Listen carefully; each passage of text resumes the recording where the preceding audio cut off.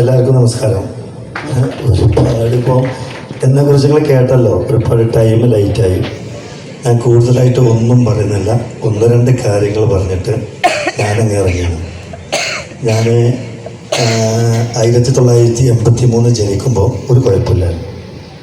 ഞാനിതിവിടെ പറയാൻ കാരണം നിങ്ങൾക്കിത് കേൾക്കുമ്പോൾ മനസ്സിലാവും.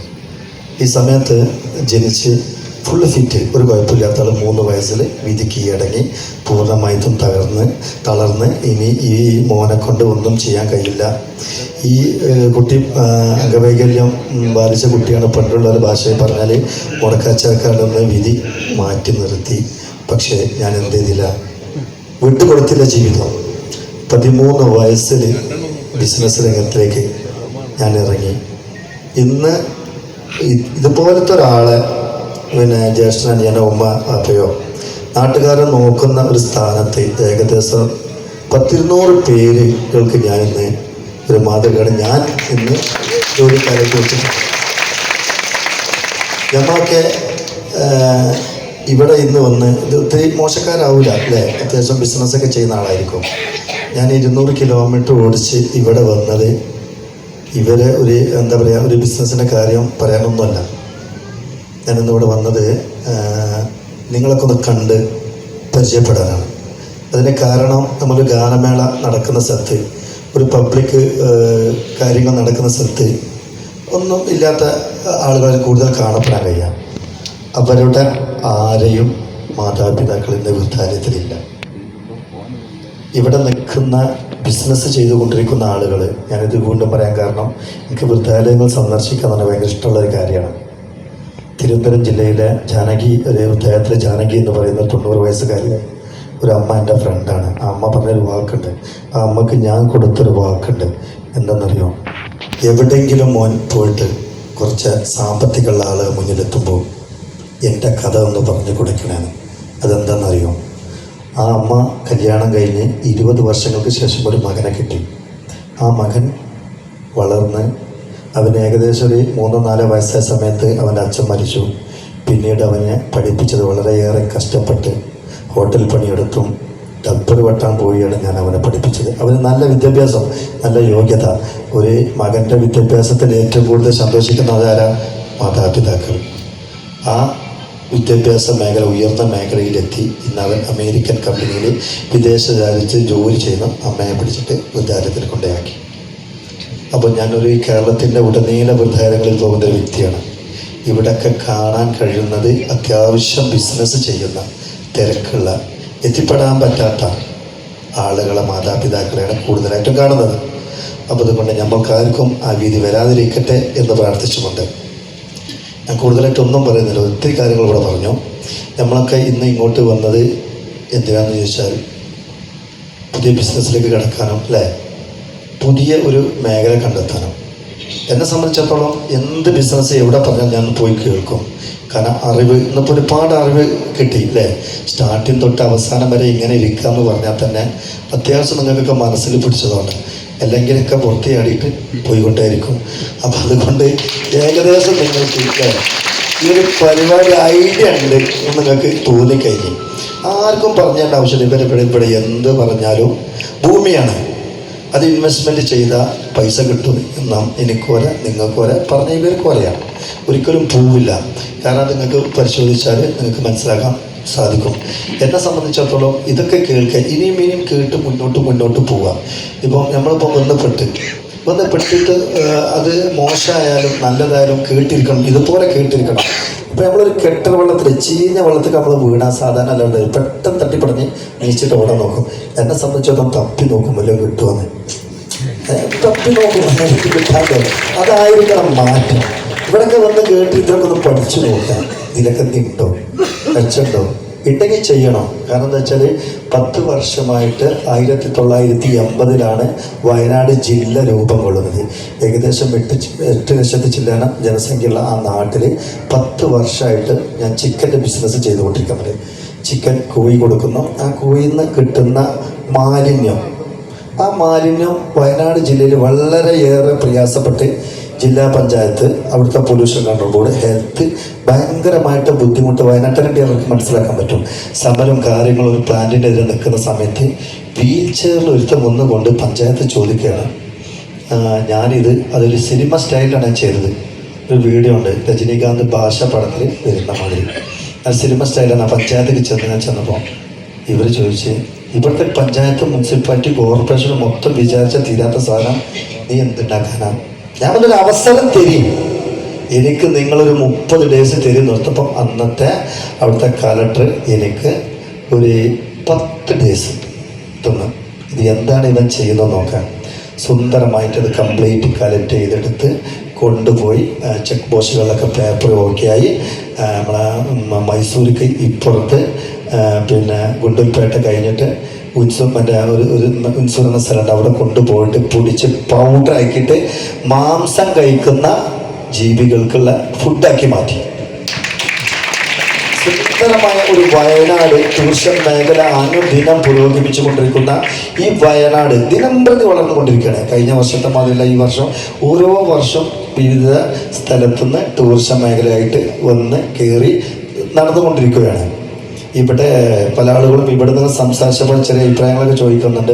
3 ലക്ഷം മാസം കിട്ടും, ആരാണ് ഇതിന് വരാനുള്ളത്, താമസിക്കാനുള്ളതെന്നൊക്കെ ചോദിക്കാറുണ്ട്. ഇന്നലെ ഞാൻ ഇവിടെ രാത്രി എറണാകുളം വന്ന് ഇവിടെ റൂം തപ്പിയാളാണ്. ഇത്രയും റൂംസ് ഉണ്ടായിട്ട് വയനാടിനെ കുറിച്ചിടത്തോളം എൻ്റെ ഒരു ഡ്രൈവറുണ്ട്, 30,000 രൂപ സാലറി വാങ്ങുന്ന എൻ്റെ ഒരു ഡ്രൈവർ അവൻ്റെ വീടിൻ്റെ ആധാരം ബാങ്ക് കൊണ്ടുവച്ച് പൈസ വാങ്ങിയിട്ട് ഓടിത്തി അടിച്ചതാണ്.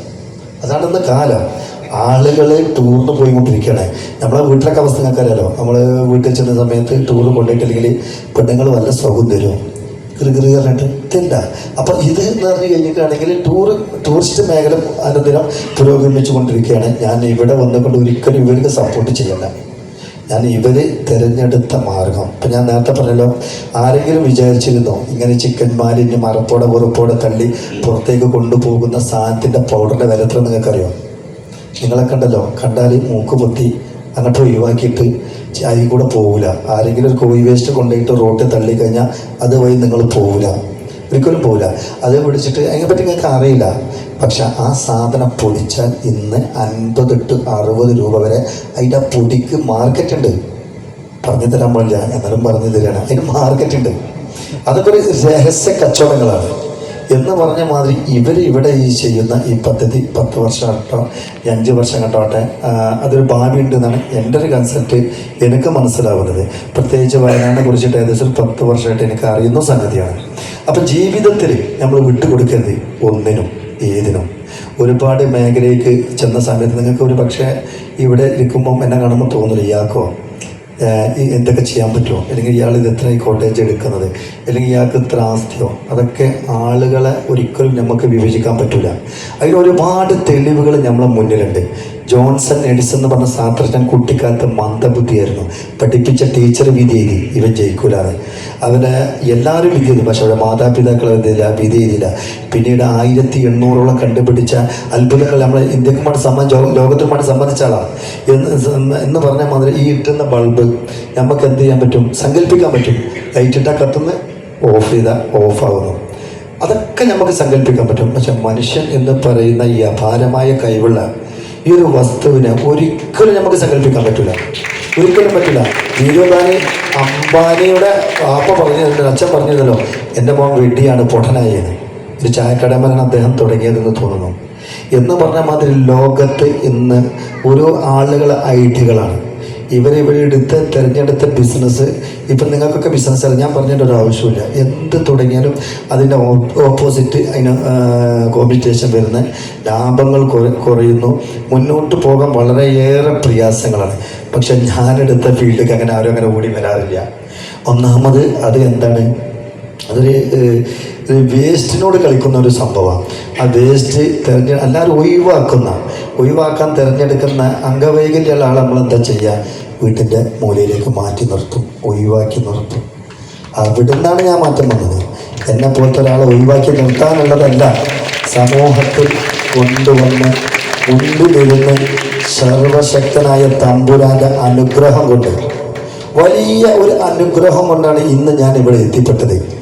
ആഗ്രഹിച്ചതുപോലെ സ്വർഗത്തിൽ പടച്ചറപ്പിന് വീണ്ടും ഞാൻ സ്തുതി പറയുകയാണ്. 6 വയസ്സ് 10 വയസ്സായ സമയത്ത് ഒരു സൈക്കിൾ കിട്ടിയിരുന്നെങ്കിൽ കലാലയത്തിലേക്ക് പോകാൻ ആഗ്രഹിച്ച ഇന്ന് എനിക്ക് സ്വർഗത്തിൽ ആഗ്രഹിച്ചതുപോലെയാണ്. ഇപ്പൊ ഞാൻ വരുമ്പോൾ ഒരു പോർഷ കാർ, ഇത് മൂപ്പർ ഞാനല്ല ഒരിക്കലും പൊക്കി പറയല്ല, ഇപ്പൊ ഞാൻ വരുമ്പോൾ ഒരു 1-ാം നമ്പർ പോർഷ വണ്ടി കണ്ടു, അത് വാങ്ങിയിട്ടാണ് ഇന്ന് സദസ്സിലേക്കാണ് വന്നത്. ഞാൻ ഒരിക്കലും എന്നെ പൊക്കി പറയല്ല, പക്ഷെ നമ്മൾ ആഗ്രഹിക്കണം. കുന്നോളം ആഗ്രഹിച്ചാൽ കുരുവിയോളം കിട്ടുന്നത് പറഞ്ഞ പോലെ എല്ലാ ബിസിനസ് കേട്ടാലും പഠിക്കണം, പോയി നോക്കണം. എൻ്റെ അനുഭവമാണ്. പോയി നോക്കിയിട്ട് അതിലേക്ക് ഇറങ്ങി നോക്കിയിട്ട് അതിനെ നേടിയെടുക്കണം. നേരത്തെ നമ്മൾ വണ്ടിനെ കുറിച്ച് പറഞ്ഞല്ലോ. ഏകദേശം ഒരു 12 വയസ്സ് 10 വയസ്സ് സമയത്ത് എൻ്റെ നാട്ടിലേക്ക് ജീപ്പ് 1993-94. ഇന്നലെ സുലഭം പോലെ അന്നൊക്കെ ജീപ്പാണുള്ളത്. അപ്പം എൻ്റെ വാപ്പാൻ്റെ ബിസിനസ് ചിക്കനായിരുന്നു. ഇന്നത്തെ പോലത്തെ ബോയിലർ ചിക്കൻ അന്നില്ല, നാടൻ കോഴിയായിരുന്നു. പണ്ടുള്ള ആളുകൾക്കൊക്കെ അറിയും. നാടൻ കോഴി വീടാന്തരം നടന്ന് എടുത്ത് കൊട്ടയിലാക്കി ആ കൊട്ട തലയിൽ ചുമന്ന് കോഴിക്കോട് മാർക്കറ്റിൽ കൊണ്ടുപോയി വെക്കുന്ന ജോലിയായിരുന്നു. അപ്പം നാടൻ കോഴിനെ കിട്ടണമെങ്കിൽ എന്ത് വേണം? നന്നാരാവിലെ പോകണം, സൈക്കിളിലാണ് പോവുക. നന്നാരാവിലെ പോയാൽ കോഴിനെ പുറത്തേക്ക് വിട്ടാൽ കിട്ടില്ല, നാടൻ കോഴിനെ പിടിക്കാൻ കിട്ടില്ലല്ലോ. അപ്പം ഈ ആചാര്യോട് പോയിട്ട് എൻ്റെ ഫാദർ പറഞ്ഞു, രാവിലെ നിങ്ങൾ എൻ്റെ മോനെ ഒന്ന് കൊണ്ടുപോയിട്ട് കലാലയത്തിലേക്ക് സ്കൂളിലേക്ക് ഒന്ന് ആക്കി കൊടുക്കണം, വൈകുന്നേരം ഞാൻ ആ സൈക്കിളിന് കൊണ്ടുവരാം. അയാളെന്താ പറഞ്ഞെന്നറിയോ? കാര്യമില്ല, മോനെ പഠിപ്പിച്ചിട്ട് കാര്യമില്ല, അതിന് മുടക്കാൻ ചെറുക്ക് സിസ്റ്ററിൽ അവരൊക്കെ തള്ളി. വാശി എന്നെ ഇവിടം വരെ എത്തിച്ചത്. എൻ്റെ നാട്ടിൽ രജിസ്ട്രേഷൻ വന്നിരിക്കുക 84. ഇന്ന് വരെ ആ 1 ABCDയിലെല്ലാം ഒരാൾക്ക് ഞാൻ വിട്ടുകൊടുത്തിട്ടില്ല. അതിൻ്റെ ഒരു വാശിയാണ് നമ്മൾ എവിടെയും എത്തിക്കുക. വാശിയോടെ മുന്നോട്ട് പോകണം. ഒരു ബിസിനസ് തോറ്റാൽ അതവിടെ തോറ്റ് ഇനി നമ്മൾ അത് തോറ്റല്ലോ എന്ന് വിചാരിച്ച് നമ്മൾ മാറി നിൽക്കരുത്. പിടിച്ചെടുക്കുക പൊരുത്താനുള്ളതാണ് ജീവിതം. ഇതുപോലെ ബിസിനസ് പറഞ്ഞാൽ അത് പോയി കേൾക്കാനും അതിനെക്കുറിച്ച് പഠിക്കാനും നല്ലതാണെങ്കിൽ അത് സ്വീകരിക്കാനും എല്ലാം കഴിയട്ടെ എന്ന് പ്രാർത്ഥിച്ചുകൊണ്ട്. പക്ഷേ അന്ന് വേറൊരു ഉപകാരം ഉണ്ടായിട്ടും എന്താണെന്നറിയാം? പഠിച്ചിക്കണതിൻ്റെ അവസ്ഥ. ഞാനൊരു സ്കൂളിൽ പോയി പ്രസംഗിച്ചപ്പോൾ ഞാനിതിങ്ങനെ പറഞ്ഞപ്പോൾ ടീച്ചേഴ്സ് ഈ വിദ്യാഭ്യാസത്തെ കുറിച്ചിട്ട് കുട്ടികൾക്ക് മോട്ടിവേഷൻ എടുക്കാൻ വന്ന ഒരാൾ എന്താ പറയുന്നതല്ലോ? പഠിക്കാത്തത് ഭാഗ്യമായിരുന്നു. 2 കാര്യം. ഏറ്റവും കൂടുതൽ സങ്കടകരമായ കാര്യം എന്താണെന്നറിയും? വിദ്യാഭ്യാസം കൂടുന്തോറും മാതാപിതാക്കളിൽ നിന്ന് അകലം പാലിക്കുകയാണ് ഇന്ന് സമൂഹം. അത് പ്രത്യേകിച്ച് നമ്മളെ മക്കളെ, നിങ്ങൾക്കറിയാം, അനുദിനം നമ്മളെ മക്കളൊക്കെ ഒന്ന് പുറത്തേക്ക് പോയിട്ട് പഠിക്കാനും മറ്റൊന്നും ബിസിനസ്സിന് എഴുതാൻ പോകുന്നുണ്ട്. നമ്മൾ ചെയ്യേണ്ടതെന്താണെന്നറിയോ? ചെറുപ്പം മുതലേ അവരെ ഫ്രണ്ടായിട്ട് മാറ്റണം. നമ്മളെ മക്കളെ ഫ്രണ്ടായിട്ട് മാറ്റിയിട്ടുണ്ടെങ്കിൽ ഒരു അപകടത്തിലും അവർ വന്ന് ചാടില്ല. മാർക്കറ്റിൽ കിട്ടുന്ന വിവരങ്ങൾ വൈകുന്നേരം വന്നുകൊണ്ട് വീട്ടിലിരുന്നു കൊണ്ട് മാതാപിതാക്കളോട് ഷെയർ ചെയ്ത മക്കൾ സമൂഹത്തിലും വീടിനും അനുയോജ്യമായ മക്കളായിരിക്കും. നമ്മളെ മതത്തിൽ തന്നെ പ്രത്യേകം പറയുന്നുണ്ട്, ഏറ്റവും നല്ല വീട് ഏതെന്ന് നിങ്ങൾക്കറിയോ? ഏറ്റവും നല്ല വീട് 24 മണിക്കൂർ നിസ്കരിക്കുന്ന വീടല്ല, ഖുർആൻ പാരായണം ചെയ്യുന്ന വീടല്ല, സദഖ കൊടുക്കുന്ന വീടല്ല, 24 സമയത്തും ഭക്ഷണം വിളമ്പി കൊടുക്കുന്ന വീടല്ല, ഫാമിലി മക്കൾ ഒരുമിച്ചിരുന്ന് സറൗണ്ടിലിരുന്ന് ഒരു ഭക്ഷണം കഴിക്കുന്ന വീടാണ് ഇന്ന് ഏറ്റവും നല്ല വീട് എന്ന് നമ്മുടെ മതം പറയുന്നുണ്ടെങ്കിൽ അതിൻ്റെ ഗൗരവം നിങ്ങൾ മനസ്സിലാക്കണം. പേടിയാണ് ഇന്ന് സമൂഹത്തിൻ്റെ ചുറ്റിലും, പേടിയാണ്. കാസർഗോഡ് ജില്ലയിൽ എനിക്ക് അറിയുന്നൊരു കുടുംബം, മോള് 10ാം ക്ലാസ്സിലെ ഉയർന്ന റാങ്ക് വന്ന് പറഞ്ഞ് വീട്ടിൽ പറഞ്ഞപ്പോൾ മാതാപിതാക്കൾ അത് ഉൾക്കൊണ്ടില്ല, അതിനൊരു റെസ്പെക്റ്റ് കൊടുത്തില്ല. രാവിലെ ഓട്ടോ ഡ്രൈവർ കൊണ്ടുപോകാൻ വന്നു. അവനോട് പറഞ്ഞു, സന്തോഷമായിട്ട് 10 രൂപയുടെ ഒരു പെന്ന് വാങ്ങിയിട്ട് ആ കുട്ടിക്ക് കൊടുത്തു. ആ കുട്ടിൻ്റെ മനസ്സ് മാറി. പിന്നീട് അവൻ്റെ കൂടെ അവൾ ഓടിച്ചോടി പോയിട്ടുണ്ടായി. നമ്മൾ മനസ്സിലാക്കേണ്ടതെന്നറിയും, മക്കളെ ഫ്രണ്ട് പോലെ കൂട്ടിയാൽ അടിപൊളിയായിരിക്കും. ഞാനിത് പറയാൻ കാരണം ഒരുപാട് മാതാപിതാക്കൾ കഷ്ടപ്പെടുന്നത് ഞാൻ കാണുന്നുണ്ട്, ഞാൻ കേൾക്കുന്നുണ്ട്. എൻ്റെ മകനൊന്ന് വീട്ടിലേക്ക് വരാതിരുന്നാൽ സുഖമായിട്ട് ഉറങ്ങേനെന്ന് പറയുന്ന മാതാപിതാക്കള് എത്രയോ നമുക്ക് ചുറ്റുപാടുമുണ്ട്. ഈ നല്ലൊരു വേദിയിൽ വന്നുകൊണ്ട് ഇതിനൊരു കണ്ടൻസ് സംസാരിക്കാൻ ഒരുക്കി തന്ന നമ്മളെ ഈ പ്രൊജക്ട്, നമ്മളെ ഈ കമ്പനി, എന്റെ പ്രിയപ്പെട്ടതിന്റെ ചെയർമാൻ MD, അവർക്ക് അടിപൊളിയായിട്ട് കൊട്ടിക്കാവർക്കൊരു കയ്യടി കൊടുക്കണ്ടേ? അല്ലാതെ എനിക്ക് നിങ്ങളെ ഒന്ന് പറയാൻ പറ്റുമോ? അത്യാവശ്യം തന്നും തന്നെയാണുള്ള മകനെന്ന് വീട്ടിലേക്ക് വരരുതെങ്കിൽ എനിക്ക് കിടന്നുറങ്ങാമായതുകൊണ്ട് പറഞ്ഞ മാതാപിതാക്കൾ നമുക്ക് ചുറ്റുമുള്ള ആ ഒരു സറൗണ്ടിങ്ങിലാണ് ഞാനും നിങ്ങളും ജീവിക്കുന്നത്. അതുകൊണ്ട് ഒരുപാട് പെരിന്തൽ ഒരൊറ്റ വാക്ക് കൂടി ഞാൻ നിർത്താൻ പോവുകയാണ്. ഫുഡിന്റെ സമയമായി. ഫുഡൊക്കെ ഓക്കെ ആണല്ലേ? പെരിന്തൽമണ്ണയില് ചെട്ടിപ്പറമ്പിൽ ഒരു പോലീസ് സ്റ്റേഷനില് എൻ്റെ ഒരു വണ്ടി, ഈ മാലിന്യം കയറ്റി പോയ വണ്ടിക്ക് ഒരു പ്രശ്നമുണ്ട്. എന്താണെന്നറിയോ? എപ്പോഴും പോലീസ് പിടിച്ചുകൊണ്ടിരിക്കും. സ്മെല്ലാവും, നാട്ടുകാർ പരാതി കൊടുക്കും, പോലീസ് സ്റ്റേഷനിലാവും. RC ഓണർ ഞാനായി പോയി. 1-ാം പ്രതി ഡ്രൈവർ, 2-ാം പ്രതി കിണർ, 3-ാം പ്രതി RC ഓണർ. പരിശോധിച്ചപ്പോൾ അത്രൂഫ്, എൻ്റെ പേര് അത്രൂഫാണ്. അലിബാബ എന്ന് പറയാൻ കാരണം നാട്ടുകാരിട്ട പേര്. ബാപ്പാൻ്റെ പേര് അലിയാണ്, ബാബ എന്നെ വിളിപ്പേരാണ്. അപ്പോൾ ബസ്സിൽ ഞാൻ എൻ്റെ പേര് അലിബാബ എന്ന് എഴുതിയിട്ടുണ്ട്. ആന കാളപ്പോട്ട് ബസ്, ഇത് ഭയങ്കര ഫേമസ് ആണ്, പേരാണ്, ലാഭം കണക്കാണ്. അപ്പോൾ എന്ന് പറഞ്ഞ മാതിരി അവിടെ ചെക്ക് ചെയ്തപ്പം അത്രൂഫ് എന്ന വ്യക്തി കേസ് ഫയലിട്ട്. കാരണം ആളെ പേരിലൊരു കുഴപ്പമില്ല, ഫിറ്റ്നസ് ഓക്കെ ആണല്ലോ. അത്രൂഫ് എന്ന വ്യക്തിക്ക് കണ്ടു കഴിഞ്ഞപ്പോൾ നിങ്ങൾ കേൾക്കുമ്പോൾ ഹാൻഡിക്യാപ്ഡ് എന്നല്ലോ. അങ്ങനെ ഡ്രൈവർ അറസ്റ്റ് രേഖപ്പെടുത്തി, ക്ലീനർ അറസ്റ്റ് രേഖപ്പെടുത്തി.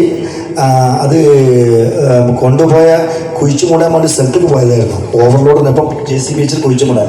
അവിടുത്തെ ലാൻഡ് ഓണറെ പ്രതിയാക്കി. ഞാനിങ്ങനെ ചെന്നപ്പോൾ എൻ്റെ അവസ്ഥ ഇങ്ങനെ കണ്ട് SI ഞെട്ടിപ്പോയി. ഇയാളെന്തെയും 60% ഹാൻഡിക്യാപ്ഡ്. ഇയാളെ കണ്ടുക്കുകയാണെങ്കിൽ ഞാൻ അറസ്റ്റ് രേഖപ്പെടുത്തില്ലേ. FIR വായിച്ചു നോക്കിയപ്പോൾ ഒരു രക്ഷയില്ല. 15 ദിവസം റിമാൻഡ് ഉറപ്പ്. അത് പിന്നീട് വക്കീലന്മാരെ വെച്ച് മുമ്പ് പറഞ്ഞ വാദിച്ച് രക്ഷപ്പെടുത്തി. അത് 10 ലക്ഷം. പക്ഷെ അവിടെ നിന്ന സമയത്ത് ഒരു പിതാവിൻ്റെ കരച്ചിൽ, ആ പോലീസ് സ്റ്റേഷൻ മൊത്തം കരഞ്ഞു പോയി. എന്തെന്നറിയോ? മോളെ കാണാൻ പരാതിയുമായി പിതാവിൻ്റെ വാപ്പയും, എവിടെ വരണം, കുട്ടിയുടെ പിതാവിൻ്റെ വാപ്പയും പോലീസ് സ്റ്റേഷനിൽ വന്നുകൊണ്ട് പരാതി കൊടുത്തപ്പോൾ ഡൗട്ടുള്ള ഒരാളെ നമ്പർ കൊടുത്ത് വിളിച്ചപ്പോൾ അവൻ്റെ കൂടെ കാലിക്കറ്റ് ബീച്ചിലുണ്ട്. ഏകദേശം 50-60 കിലോമീറ്റർ ഉണ്ട് അവിടെ നിന്നിട്ട്. ഡൂക്ക് ബൈക്കുമ്പോൾ സെക്കൻഡുകളെ കൊണ്ട് അവിടെ എത്തി. വന്നപ്പോൾ തന്നെ ഞാൻ പറഞ്ഞു, ഇങ്ങനെ കൊണ്ടുവന്ന ജോളെ വല്ല കൊണ്ടെടുക്കില്ല. അത്രയും സ്പീഡിൽ അവിടെ എത്തിയിട്ട് ആ അച്ഛൻ, ആ പിതാവ് ആ മോളോട് പറയണം, മോളെ നിൻ്റെ കീപ്പിട്ട് 3 മക്കളുണ്ട്, പെൺകുട്ടികളാണ്. ഒരു മോള് ചാടിപ്പോയാൽ ആ അച്ഛൻ്റെ അഡ്രസ്സ് മാറി. പിന്നെന്താ പ്രശ്നം എന്നറിയോ? ചാടിപ്പോയ മോളെ അച്ഛൻ അല്ലെങ്കിൽ വാപ്പ ഇതൊക്കെ പറിച്ചു. നീ ഇപ്പം ആരും അറിഞ്ഞിട്ടില്ല, നിൻ്റെ ഉമ്മാക്ക് സുഖമില്ല, അതുകൊണ്ട് നീ തറവാട്ടിലാണെന്നാ പറഞ്ഞത്. നീ ദയവ് ചെയ്ത് ഞങ്ങളെ കൂടെ വരണം. ഈ കല്യാണം പാലക്കാട് ജില്ലയിലുള്ള കൊല്ലങ്കോട് ഭാഗത്തുള്ള ഈ ചെക്കനാണ്. ഇവനെ ഞങ്ങൾ പോയി അന്വേഷിച്ച് മാന്യമായിട്ട് ഇവൻ നല്ലതാണെങ്കിൽ ചെയ്ത് തരാമെന്ന് പറഞ്ഞിട്ട് 18 വർഷം തികയാൻ പ്രണയം തുടങ്ങിയിട്ട് 5 വർഷമായിക്കണം. 13 വയസ്സിൽ പ്രണയിച്ച ആ കുട്ടിയുടെ അവസ്ഥ മാതാപിതാക്കൾക്ക് കാണാൻ പറ്റൂലെങ്കിൽ പിന്നെ നമ്മൾ എന്ത് മാതാവ്, എന്ത് പിതാവ് 5 വർഷമായിട്ട് മുട്ടേന്ന് വരുന്ന പ്രായത്തെ ആ കുട്ടിയുടെ മാറ്റങ്ങള്, പ്രണയങ്ങൾ നമുക്ക് കാണാൻ പറ്റില്ലെങ്കിൽ പിതാവല്ലാന്ന് അവരല്ലാന്ന് ഞാൻ പറയുള്ളൂ. അത് മാറി വന്നിട്ട് കെഞ്ചി കരഞ്ഞുകൊണ്ട് ആ കുട്ടിനോട് പറഞ്ഞിട്ട് നേരത്തെ ഇവിടെ സൂചിപ്പിച്ചതുപോലെ അവനോട് പറയണം. അവിടെ ചോദിച്ചോ, എവിടെ? കാമുകനോട് ചോദിച്ചോ. നേരത്തെ നമ്മളെ MD സാറ് പ്രസംഗിച്ചല്ലോ, കാമുകനോട് ചോദിച്ചോ. അവൻ പറയണം, അവൻ്റെ വിട്ടുകൊടുക്കണേ. അവസാനം സ്റ്റേഷനിലെ വനിതാ പോലീസ് മുറക് കൊണ്ട് സംസാരിച്ച് നോ രക്ഷ. SI പറഞ്ഞ് ഞങ്ങൾക്ക് പിടിച്ചു തരാനുള്ള നിയമമില്ല. അവർ 18 വയസ്സായി. എലിയൊന്ന് പോസ്കോ കയറ്റി 18 വയസ്സായിട്ട് 4 ദിവസമായിട്ടുള്ളൂ ഡേറ്റ് തന്നിട്ട്. അപ്പോൾ പ്ലാനിങ് നോക്കണം. അങ്ങനെ പരമാവധി ആളുകൾ പറഞ്ഞു ഒരു രക്ഷയുമില്ല, 1 ഇഞ്ച് അവനോട് അടങ്ങൂല. ആ പോലീസ് സ്റ്റേഷൻ സാക്ഷി